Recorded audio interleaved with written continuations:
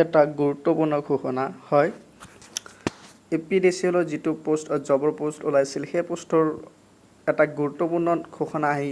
পৰিছে ইতিমধ্যে আৰু সেইটো হ'ল যে অনলাইন এপ্লিকেশ্যন কিছু সময়ৰ কাৰণে স্থগিত ৰখা হৈছে কিছু সময় মানে হৈছে 13 তাৰিখ হয় আজিৰ পৰা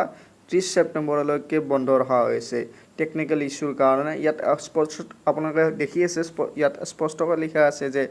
online application for class 3rd and 4th grade post fresh and experienced categories will be closed from 13th September 2018 to 30 September 2018 and shall be reopened 1st October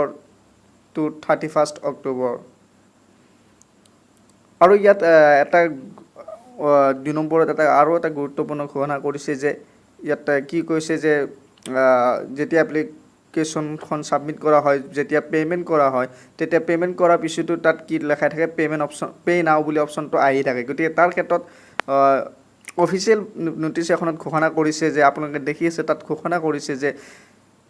payment কৰাৰ পিছত 3 দিন ৰ'ব দিছে তাৰ পিছত চাব দিছে আৰু তেতিয়া কি হ'ব এপ্লিকেশ্যন পেমেন্ট ৰিচিপ্টখন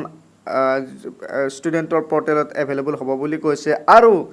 লগতে এইটো ঘোষণা কৰিছে যদি কাৰোবাৰ মাল্টিপল টাইম বহুতবাৰ পেমেন্ট পে কৰিছে কোনোবাই তেতিয়াহ'লে তেওঁক ঘূৰাই দিয়া হ'ব সেই পইচাখিনি যিখিনি কাটিছে এক্সট্ৰাকৈ গতিকে এইখিনি যথেষ্ট গুৰুত্বপূৰ্ণ খবৰ নহয় জানো ধন্যবাদ আপোনালোকে চোৱাৰ বাবে হয়